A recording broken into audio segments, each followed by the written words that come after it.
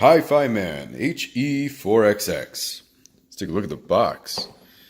This is actually a really nice box for a $170 headphone, actually.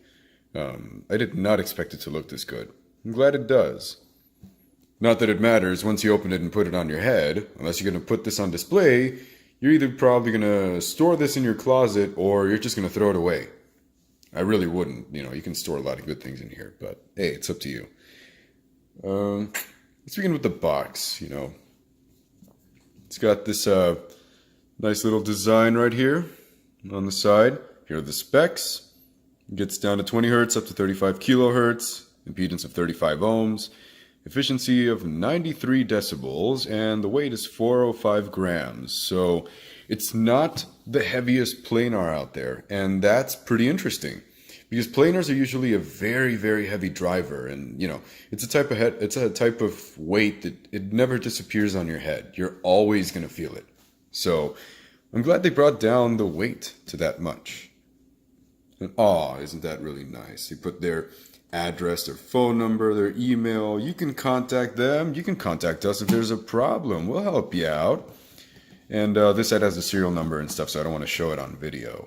But it's literally that, just the serial number and other information. So when you get to opening it, this is a very Apple-esque experience. Check it out. Listen. Oh, hold on. Let's do it again. Listen.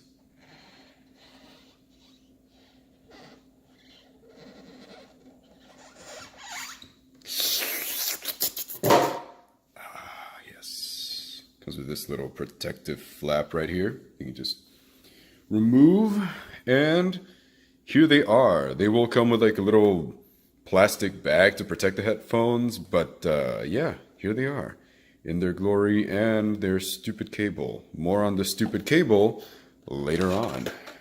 Here it is. Look at you. It's a very, very short 2.5 millimeters to 3.5 right-angled millimeter entry with an adapter for 1/4 inch. So, come on, stupid thing. There we go. It's really nice. It's a very short cable. And I'll get to complaining about the wire later, but at least they include an adapter, and the adapter is pretty nice. It's a pretty decent adapter, so not bad.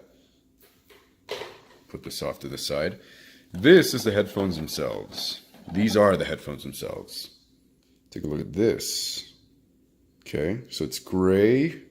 It's so gray that it almost looks black, which, just like my pants. Nice. They're pretty decent. Let's get to build quality right away. So, overall, I gotta say, you see this headphone and you see, oh, well, it's plastic and there's some metal in there. And, there have been other headphones in this price bracket that are about like this, but, they withstand the test of time and they're pretty nice. And I'm not so sure about this one. This one looks like it may or may not give out at any moment. And we'll get to the comments. I'll get to commenting about that later on at the end of the video. But build quality, pretty meh. Now the headband right here is a simple headband. It's from the older Hifiman series. It's like this thick cowhide material, right? And then these things right here, the joints, they just kind of slide up and down. There's no notches or anything, so you're just gonna have to take it off. Gotta make sure they're just about even and then adjust them every now and then for that OCD goodness, The pads are the Focus A hybrid pads, which means that on the outside right here, it's made out of pleather. It's a pretty nice pleather, pretty plush. They're not quite memory foam, but they're pretty plush and pretty comfortable. But the inside is this. It is velour. It is very, very soft and very, very comfortable.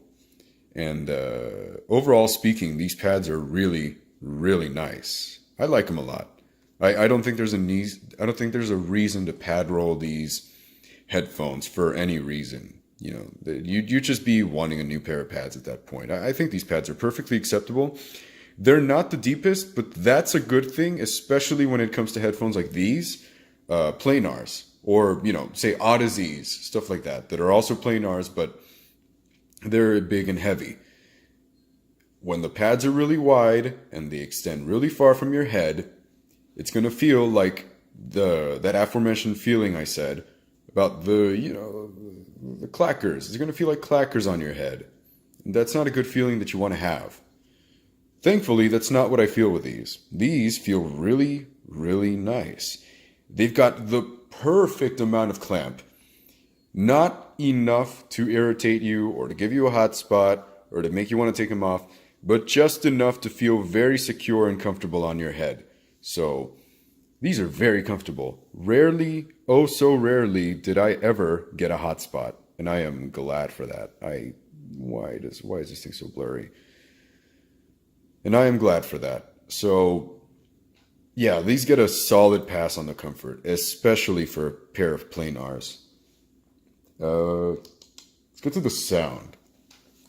These sound very planar. Now, the attributes of a planar driver mostly involve a very noticeable but very textured bass, massive check on these, very, very sweet, no, not sweet, silvery, yeah, very crystalline highs, quite present on these, and those are the main categories that I get from what a planar is supposed to be, that I've picked up over the couple of planars that I've listened to in my experience. And these got it, man. So imagine this. Imagine a neutral headphone, and then you add a little bit of energy to the bass and to the treble. Just a little bit on both sides. Just a little bit. The mids, you don't emphasize them. You don't pull them back in. You just leave them. Just leave the mids as they are. But that bass has a little extra punch in the sub bass, not the mid bass. Mid bass has presence, but not overemphasis. Sub bass has a little extra emphasis above the usual, above what is considered neutral, but very present and very enjoyable. So quick note about the sound that I forgot to mention.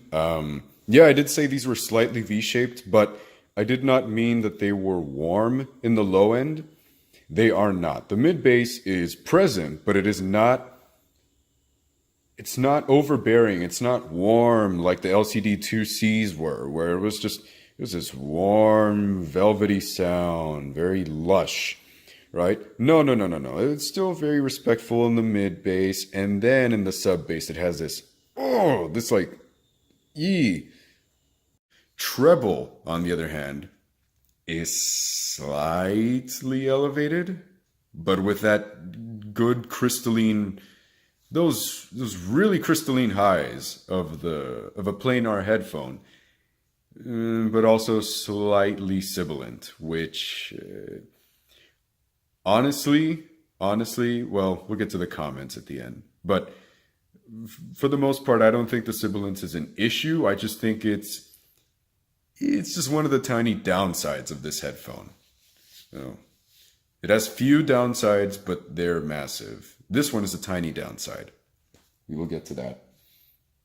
Soundstage is neither narrow nor wide. I'd say it's just about well enough. It's not compressed, it's not claustrophobic, but it's not massive and immersive, expansive, where you can hear a person 20 miles away, the singer, they're next to you, but the drum is in the other room. No, none of that stuff. However, the imaging in this headphone is really interesting. It is it positions things like in front of you, to your left, to your right, behind you, quite often actually, which is something that pretty much surprised me.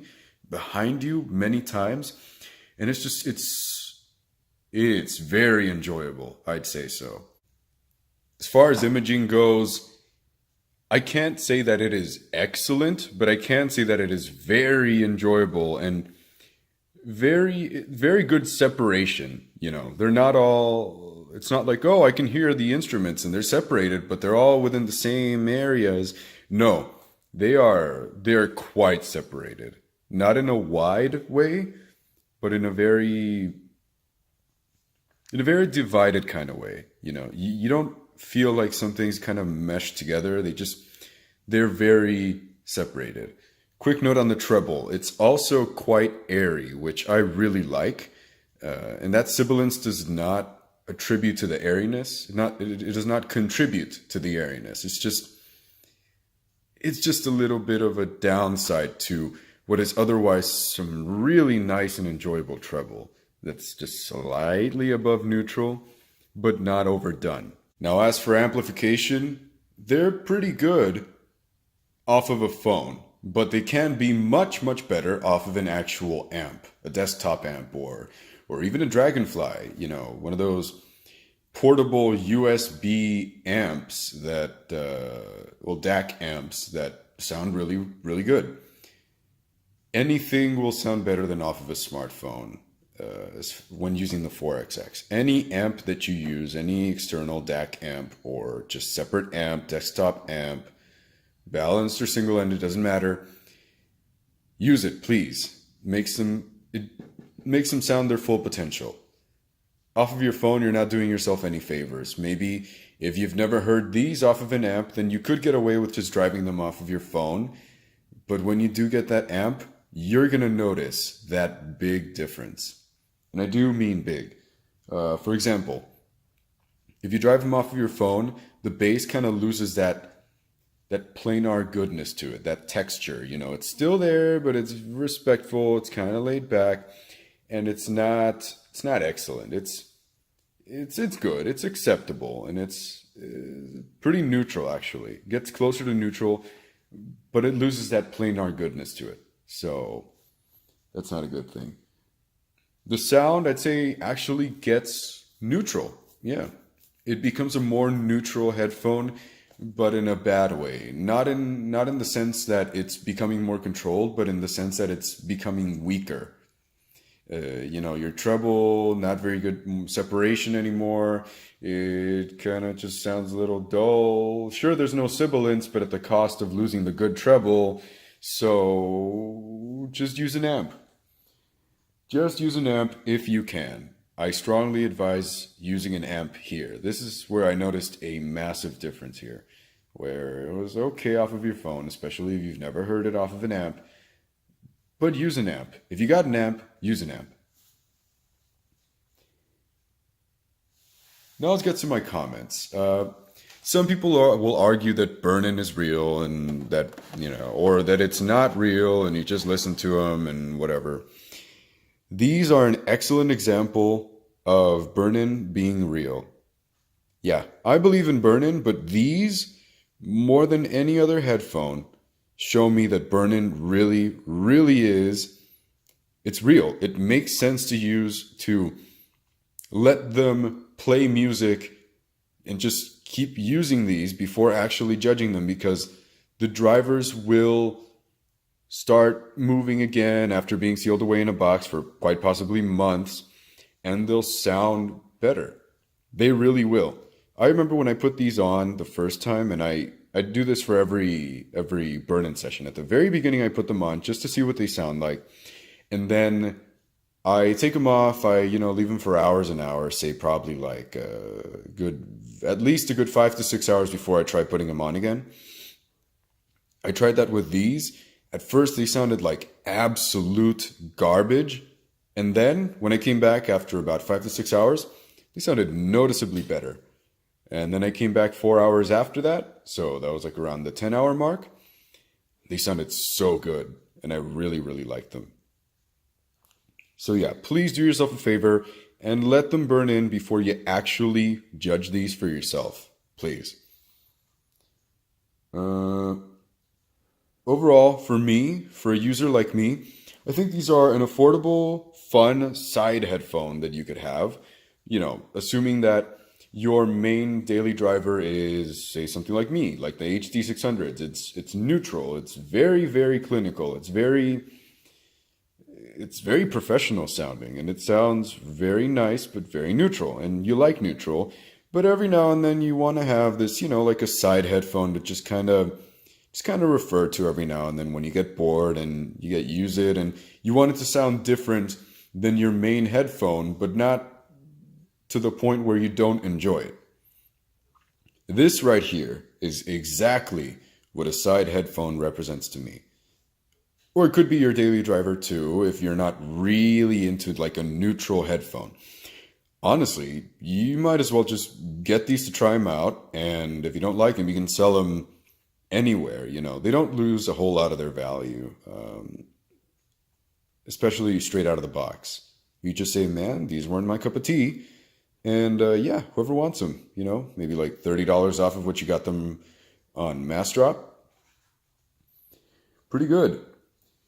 So those are the pros for me. The cons is, first of all, this stupid cable. I hate this cable so much. It is so short. It is so annoying. And, you know, you'd think that they were thinking, oh, well, it's because we're going to, you know, we want people to use this with a mobile device, so that's why it's short. Great, but then why is it so thick? Make up your mind.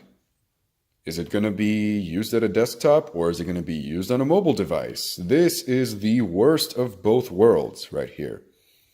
This is just, do yourself a favor and pick up a replacement cable, an aftermarket cable at Amazon for like, geez, I don't know, $10, $15. $10, $15 will make this a much better experience for you. Stupid cable. And the second thing, which is the reason that I may or may not keep these headphones and at the end, is the build quality control. Now, I was worried about these, and I did a little bit of testing just to make sure that they worked perfectly fine and they had no issues. And at first, they sounded perfectly fine, and I said, oh man, that's so great. God, I can't believe it. I'm going to keep these. Then I just kind of tried wiggling the cable right here. The connection, right here where it connects. Just pushing it a little bit, not a whole lot. Like I didn't plan on breaking it or anything. So I did that on both sides, you know, in all four directions, just to see if something happened and the sound goes out. The sound stops playing whenever you do that, and it messes up. It stops playing out of the side that you're messing it with it. And then you leave it alone and it starts playing again perfectly fine, same as it did before. Obviously, you know, you're not going to be wiggling this around and moving it around and messing with it all the time that you're listening to music with. But that's not the point. The point is you want these to be long-lasting and durable. And that is something that just kind of shows me that it's probably not. Also, I've heard some horror stories that, oh, when I got them out of the factory, the driver wasn't even connected, so there was no sound from a certain side or from both sides. Or that they would come loose from these connectors right here, that they would just, and the cup would just fall off, or from up here as well, right here. So those were some very apparent dangers that I really wanted to avoid with these. Thankfully, that was not the case for me. However, it's a little plug-in right there, that little connection that really worries me. So,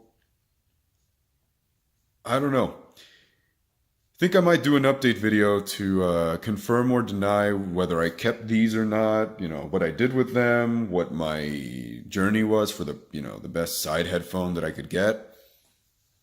We'll see. So, overall, I do like these. I think they're a really nice headphone, and I think they're a great intro to planars, because there's some really good planars. Like, wow, hi-fi, man, these sound really great. They really do. But it's that quality control. You know what? If you would have improved quality control, if you would have improved the build quality, maybe included a better connector, made these a little more sturdy, included maybe a little more metal, or just upgraded some of the materials and have charged like, I don't know, $190, $200 for this, which is $20 to $30 more than what it already costs. Or give us a better cable. Why don't you give us a better cable? If you can do that, like release a revision 2 or something and just up the price by a little bit, I guarantee many, many more people would buy these off of you, because the rumors would disappear about the bad build quality, and people won't have to be buying an aftermarket cable to be able to enjoy these fully, and people won't be worried about them just breaking down and stop working one day. So do us a favor, Hifiman or Massdrop, talk to Hifiman. Please fix that, and I guarantee many more people will buy this off of you. I guarantee it. Okay, so just a quick note. Despite all the cons that I mentioned about the headphone, despite the potential quality control issues and, the bad cable, I still highly recommend this headphone just because it's good at what it does, and it's a really good planar, I think, especially at its price point. It has no business being good at that price, but it is. So yeah, just wanted to lay that out there. I actually do recommend these quite a lot, but do keep in mind that you can reach out to Massdrop if for whatever reason, like quite a few others, it's just not as good as, it's if the build quality just kind of, lets you down. So I'm sure they'll understand. So yeah, I think that's about it. A couple of announcements, some quick announcements. And I cross my legs because I'm going to just casually talk now. First of all, I'm going to have Amazon affiliate links to everything I've reviewed in the description below. One of those sections is going to be stuff I like, stuff I recommend. The other one is going to be stuff I do not like, stuff I do not recommend. I know it's kind of a waste of time to put it there, but hey, maybe you want to check it out. What headphone do I not get? Oh, it's this one. Thanks. Or something like that. Also, about 6 to 7 days from now, expect a comparison between these and the Sennheiser HD600s, and quite possibly the AKG K7XX, all put together into one video. And get this, I'm actually going to edit. I'm actually going to edit this time. That's great. All right.